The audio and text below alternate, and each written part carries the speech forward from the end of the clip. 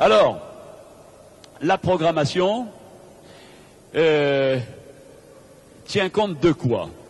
Ça, c'est quelque chose d'individuel. On va s'adresser à un individu précis, avec ses coordonnées, à faire progresser. Alors, ça va se faire en fonction des objectifs. Ces objectifs personnels, ces objectifs en performance, à court terme, à moyen terme, à long terme. Et puis, à d'autres objectifs qui sont fixés par un calendrier. Donc, on aura des niveaux à atteindre à un moment donné. Ça influencera forcément notre programmation. Autres éléments qui interviennent dans la programmation, eh bien, ce sera la personnalité du sauteur à qui on va proposer notre programme. Sa personnalité, elle est faite de quoi? On la voit à travers un bilan technique et un bilan physique. Ce qu'il vaut, quelle est sa détente, sa puissance, quels sont ses points forts, quels sont ses points faibles, ça intervient pour proposer le programme. Et puis, ensuite, il y a un autre aspect qui est également physique, c'est sa capacité d'assimiler. L'entraînement, ce n'est pas uniquement ce qu'on voit sur le terrain, là. C'est aussi la faculté de l'assimiler. L'entraînement, c'est le travail plus le repos et les soins nécessaires à l'assimiler. Il faut bien retenir ça, c'est extrêmement important. Sinon, on pourrait travailler sans arrêt, et puis, mais au bout de 15 jours, 3 semaines, 1 mois ou 2 mois, on casse et c'est fini. Donc, on doit assimiler le travail que l'on fait. Et enfin, et ça concerne la plupart d'entre vous, ça me concerne moins ici, c'est la disponibilité. La disponibilité de l'individu. Alors, quelquefois, pour un entraîneur, eh bien, la progression passe par sa faculté d'aller, ou sa possibilité de faire libérer son athlète de manière à ce qu'il puisse s'entraîner. Ça devient quelquefois plus important que d'effectuer un exercice, un saut de plus, ou, vous voyez, tout ça, ça intervient dans une programmation. Bien, lorsqu'on a tout ça en main, eh bien, il faut se dire une chose, c'est qu'on ne peut pas résoudre tous les problèmes. On a la carte devant les yeux, on a tous les manques, eh bien, on ne peut pas les résoudre tous à la fois. Alors, on fait des choix. Et je vais simplifier en vous disant, par exemple, que dans la carrière d'un perchiste, on aura un certain nombre d'étapes.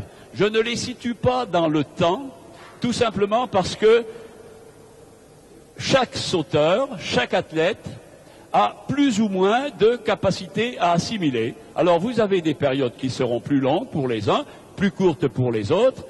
Donc ça, et en ce qui concerne le saut à la perche, je vois en gros 4 périodes. 4 périodes au cours desquelles on va travailler en même temps et parallèlement la progression technique et la progression physique. Je tiens, pour ma part, à cet équilibre. On a un potentiel physique, on l'utilise à la perche. C'est-à-dire qu'on essaye d'avoir la technique suffisante pour utiliser. Et puis on augmente encore ce potentiel. Et on augmente la faculté de l'utiliser. Alors, voilà les 4 périodes. Les 4 périodes que je vois dans l'évolution d'un sauteur à la perche. Il y a d'abord une période de découverte. Alors, dans cette période de découverte, c'est le début, c'est les débutants. Vous les initiez au saut à la perche. Moi, d'une manière philosophique, j'aimerais que chaque Français et Française ait la possibilité de découvrir le saut à la perche, au même titre qu'elle découvre le sprint, qu'elle découvre le lancer du poids, qu'elle découvre le handball, le basket, l'ensemble des sports. C'est ça, la véritable éducation physique. C'est découvrir un ensemble, l'ensemble des activités physiques. À partir de quoi il n'y a plus de problème de détection, parce que vous découvrez, celui qui a découvert un ensemble de disciplines va savoir laquelle dans laquelle il peut s'éclater. c'est important quand même, que, vous savez, si quelqu'un qui n'a jamais essayé le saut à la perche ne peut pas savoir s'il aurait été bon, si ça lui aurait plu, s'il aurait pu s'éclater. Donc, et tout le monde n'est pas fait pour le saut à la perche. Alors, j'aimerais que tout le monde y essaye un jour, y passe 4, 5, 6, 10 séances peut-être, et puis là, il sait. Et puis, vous avez l'autre aspect, c'est-à-dire le gars qui fait exécuter ces 4, 5, 6, 10 séances d'initiation et de découverte, qui, lui, peut découvrir un talent. Ah, il dit, celui-là, celle-là, elle est faite pour... c'est son truc. Et là, si l'athlète ne l'a pas senti, eh bien, l'entraîneur, qui a ce pouvoir, un pouvoir de persuasion important, sans quoi il ne serait pas entraîneur, eh bien, celui-là va essayer de persuader ce talent, de l'exprimer dans cette spécialité qui est le saut à la perche. Alors, au cours de la découverte, qu'est-ce qu'on va travailler? Eh bien, on va essayer tout simplement de faire réaliser un saut en longueur correct, au cours de laquelle il y aura une petite course d'élan, un présenté déjà pas trop mal, mais où il n'y aura pas la précision. On pique dans le sable. On fait un saut en longueur avec une perche, on utilise une perche. Sur le plan physique, je vous l'ai dit tout à l'heure, je cherche la polyvalence. Il y aura, sur le plan physique, un ensemble d'autres spécialités qu'on fera. Alors, dans une école d'athlétisme, eh bien, on fera de l'athlétisme. Si on peut faire de la gymnastique, c'est superbe. C'est pas Madame Galfion qui me contredira, hein. Elle est là, elle est venue voir Jean, et puis elle est toujours passionnée. Et puis, en même temps, on commence la musculation préventive. Les abdominaux, les dorsaux, les lombaires, les ischios. On commence tout de suite. C'est la seule forme de musculation qu'on va faire avec des jeunes, plus des bondissements, si vous voulez. Mais voilà, hein, sur le plan physique, polyvalence, plus musculation préventive. Et puis là, ça y est, il y a une orientation. On a découvert des gens qui ont des capacités pour le saut à la perche, ou alors, il y en a qui se disent « Oh, c'est mon truc ». Bon, ça se passe comme ça. Et là, on commence, c'est le début de la spécialisation. Alors, le début de la spécialisation, quels vont être les objectifs, en gros, hein? Eh bien, on va essayer de maîtriser de mieux en mieux l'enchaînement course, présentée, impulsion. Pourquoi? Eh bien, parce que cette maîtrise est absolument nécessaire pour pouvoir prendre du levier en sécurité. Il ne s'agit pas que les gens qu'on initie, on les mène à la catastrophe. Hein. On fait un bon enchaînement course, présentée, impulsion, et là, on va faire prendre du levier, la perche sera dans l'axe, ils tomberont sur le tapis, et c'est quand même important. Hein. Et puis, on travaille l'équilibre perche-sauteur, de manière qu'on trouve déjà une course qui pose des problèmes, puisqu'elle s'effectue avec une perche.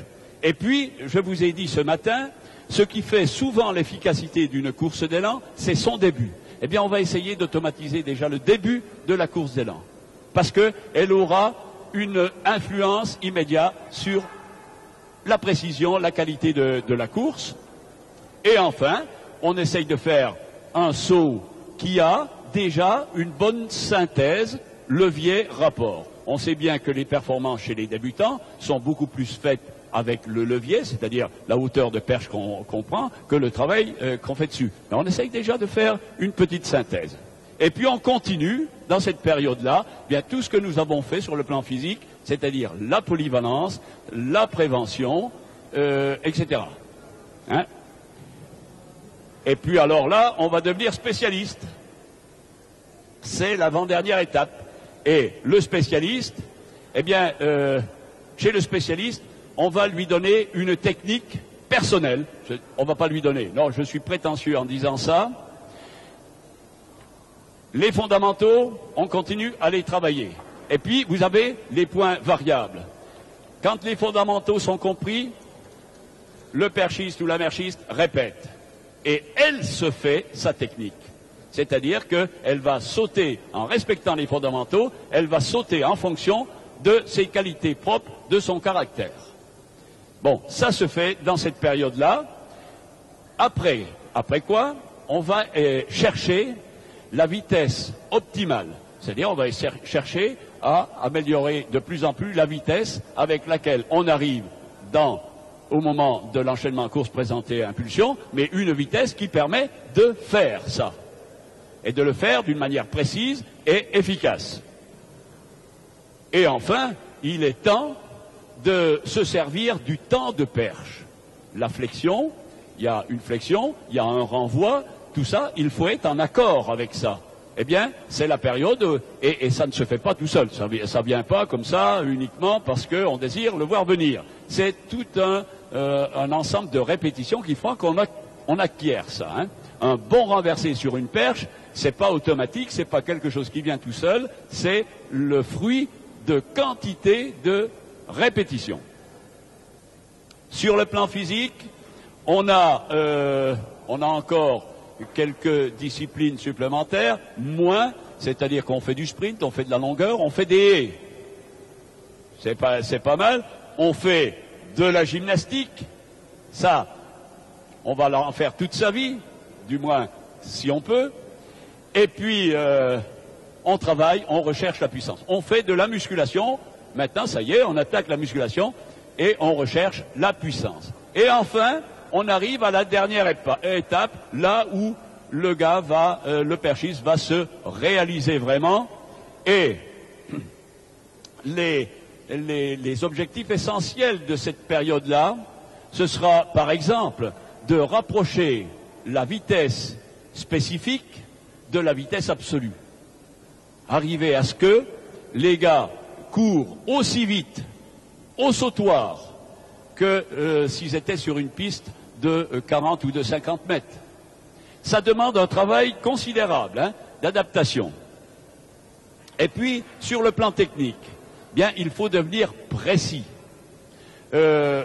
Petite anecdote.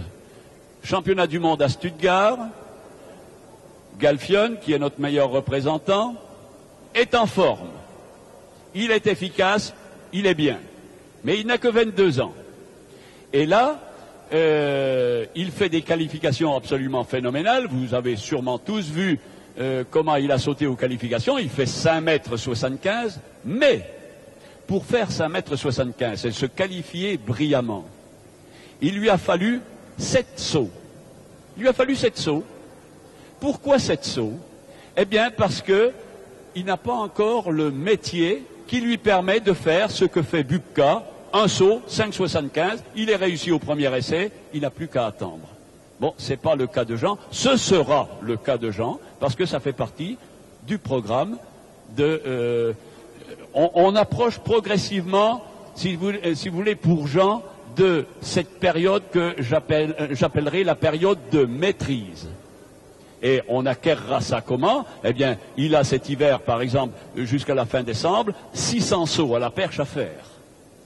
Et vous? Et 600 sauts à la perche à faire, non pas n'importe comment, dans lesquels va rentrer un pourcentage de réussite. Je mets une barre qui sera de plus en plus haute, il faut la franchir le plus de fois possible, ça la faire tomber. Voyez-vous? Donc un peu différent, hein, du travail technique que nous avons fait précédemment. Et puis il y a un autre aspect, il faut faire fléchir des perches, utiliser des perches, mais pas n'importe quelle perche. Parce que vous utilisez une perche qui emmagasine l'énergie que vous développez. Vous en développez de plus en plus, donc il faut prendre des perches de plus en plus dures et il va falloir utiliser des perches de plus en plus dures sur lesquelles nous prendrons des leviers de plus en plus importants. Et c'est ce qui fera à un moment donné la différence. Le côté, la valeur athlétique de la performance, elle sera faite lorsqu'on verra, lorsqu'on dira, et ça se dit dans le milieu perchiste, lorsqu'on dira, tiens, Vandevoort, il saute avec une 12-2. Vous me direz, qu'est-ce que c'est qu'une 12-2? Il y en a plein qui le savent, il y en a peut-être qui ne le savent pas. Je vous le dis, les perches sont testées. Testées comment? D'une manière simple, 2 points d'appui pour une longueur de perche donnée, un poids qui est placé au milieu de la perche, on lâche le tout, ça donne une flexion. On mesure la flèche. Vous comprenez que plus la perche est dure, plus la flèche diminue à partir du moment où l'écart des points d'appui reste constant et le poids aussi. C'est ça.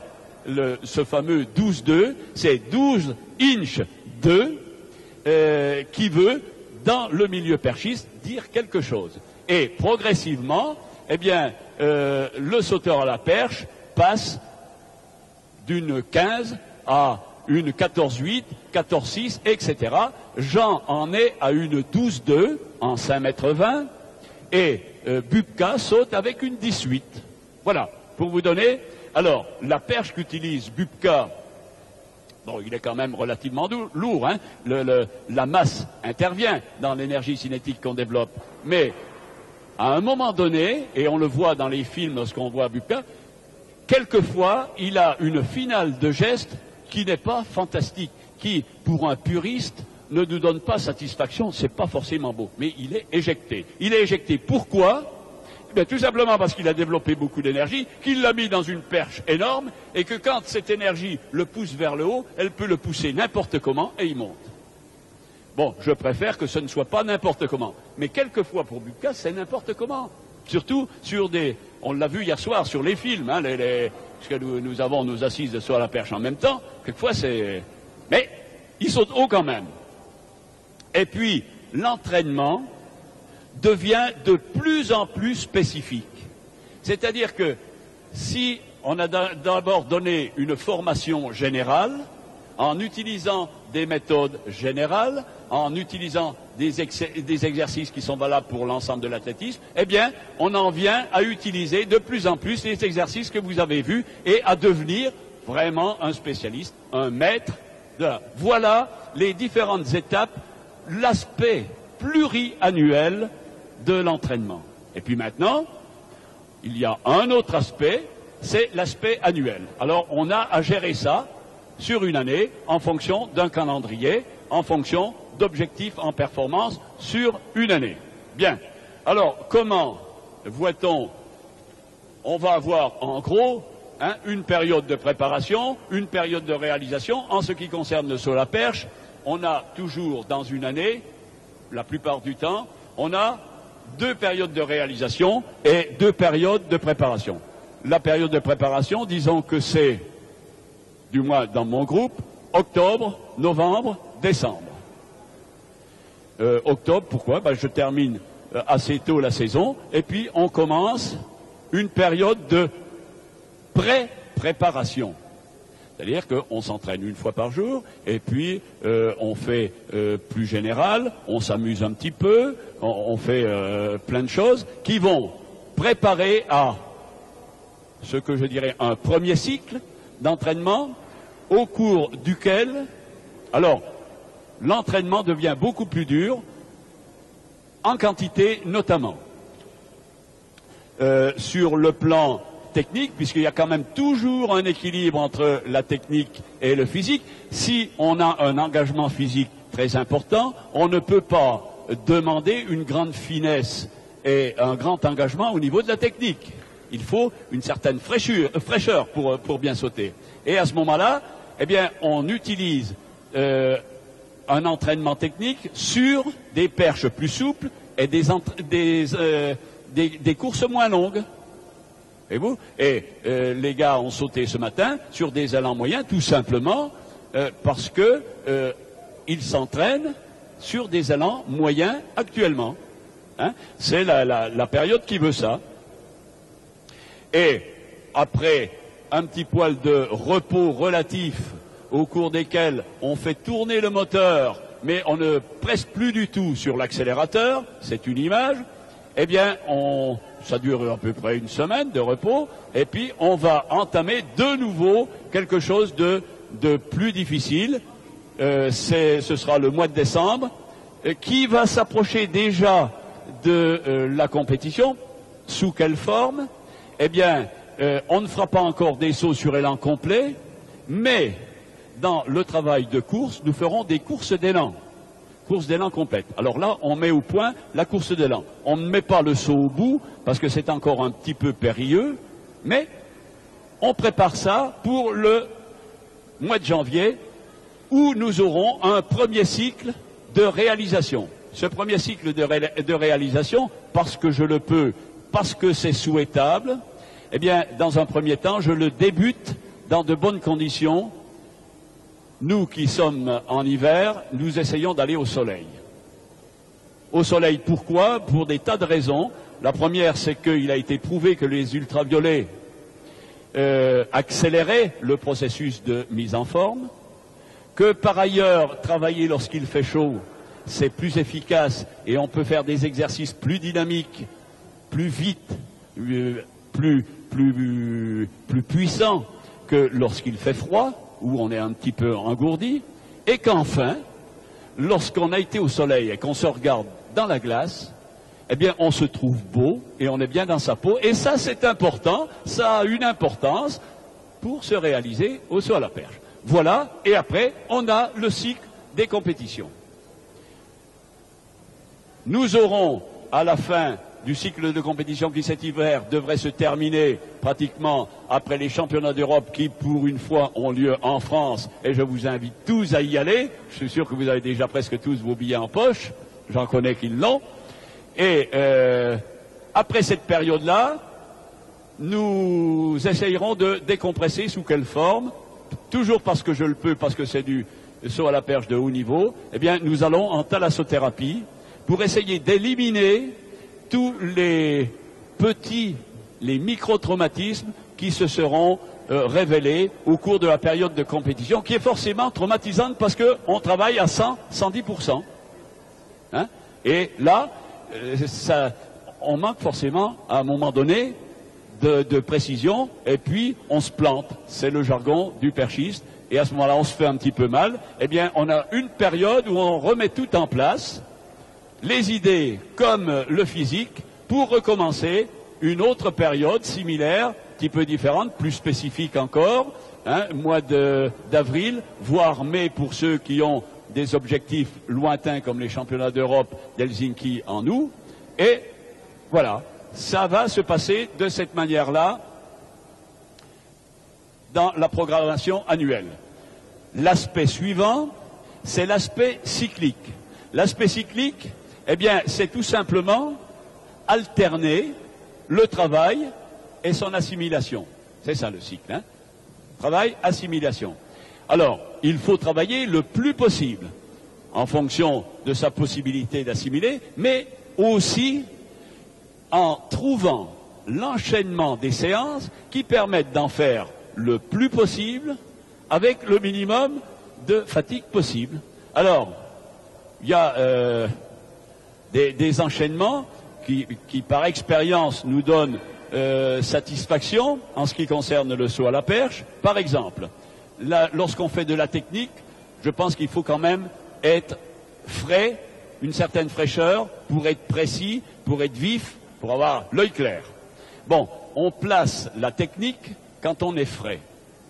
Bon, on peut être frais, même plus frais, avec un petit travail préalable. Ça veut dire que le jour où on fait technique, peut-être bien que la veille, on a pu faire un travail qui nous a permis d'être encore mieux. Par exemple, on a pu constater qu'un travail de musculation, pas trop long, dynamique, laisse dans le système nerveux central des traces positives qui permettent le lendemain, paf, d'avoir le PEPS. Musculaire, par exemple, l'arraché. L'arraché, si on n'en fait pas des quantités industrielles, si on ne fait pas 2 heures d'arraché, si on fait la veille un peu d'arraché, des abdomens, des dorsaux, hein, un petit peu de bondissement, de l'arraché, paf, le lendemain, on est super. Bon. Et puis, l'influx nerveux s'en va. Et à un moment donné, on ne saute plus. On n'est plus bon. Alors, on peut aller en contrebas. Mais, par contre, on a constaté que lorsque on n'est plus capable de sauter avec précision, donc de faire de la bonne technique, on est encore capable de répéter des exercices de vitesse à 100%. Alors là, on place la vitesse, la détente. Et vous? Et puis, va se placer la musculation. La musculation, nous, on en fait beaucoup, mais on se fout pas mal du poids qu'on va soulever. On va soulever le maxi, mais si on est fatigué et qu'on est à 80% seulement de nos possibilités maxi, c'est pas grave. Rien à foutre. Donc, la musculation, on peut faire ça sur un fond de fatigue, ce n'est pas un problème. Et enfin, on va passer aux courses longues. Alors, qu'est-ce que c'est que les courses longues? Eh bien, selon les périodes, la première période, lorsqu'on se prépare, lorsqu'on essaye d'augmenter sa condition physique générale, eh bien, on fait des courses longues dans lesquelles on trouve des 1000 mètres, des 800 mètres, des footings longs, et vous, toute la période du mois d'octobre jusqu'au début novembre, tous les samedis, les gars se tapaient des 1000 mètres et des 800 mètres. Bon, pas avec des temps fantastiques, 1000 mètres en 4 minutes, hein, 800 en 3 minutes, le 600, je me souviens plus, mais en 2 minutes. Voyez-vous, des temps, mais quand c'est répété 6-7 fois, eh bien, ça vous laisse un petit peu sec, mais ça se récupère très bien. Voilà, et ensuite, c'est le repos relatif. Qu'est-ce que c'est que le repos relatif? Je répète de nouveau, c'est faire tourner le moteur, ne plus appuyer sur l'accélérateur. Comment? Eh bien, on fait des abdominaux, des dorsaux, des choses faciles, de la souplesse, du footing de récupération. Qu'est-ce que c'est que le footing de récupération? C'est de la course pendant un certain nombre de minutes, 20 minutes, 30 minutes, 40 minutes, à un rythme lent, tranquille, qui se termine par un petit peu de dynamisme pour annihiler un peu l'effet émollient d'un footing long et tranquille. Bon, voilà en gros la recette. Et puis maintenant, la réussite, ben, je le répète, c'est le feeling. Ça, c'est la chose qu'on ne communiquerait pas. On l'acquiert, inévitablement. Et comment? Ben, comme le perchiste acquiert l'efficacité de son saut, par la répétition, par le temps passé au sautoir, à regarder, à corriger, à acquérir de l'expérience, à sentir ce qui se passe dans la tête et dans le corps des gars lorsqu'ils font leur exercice. Et ça, on l'obtient avec le temps. On vous a montré aujourd'hui tout ce qui rentrait dans la composition d'un sauteur à la perche. Et maintenant que vous avez tout ce qui rentre dans la composition, eh bien, vous avez la disposition à quel moment il faut mettre ces ingrédients dans la casserole, à quelle température il faut les chauffer. À vous de savoir si c'est trop ou pas assez, s'il faut ajouter le petit zeste de sel, le petit zeste de poivre, qui quelquefois fait la différence. Mais ça, je ne peux pas vous le dire.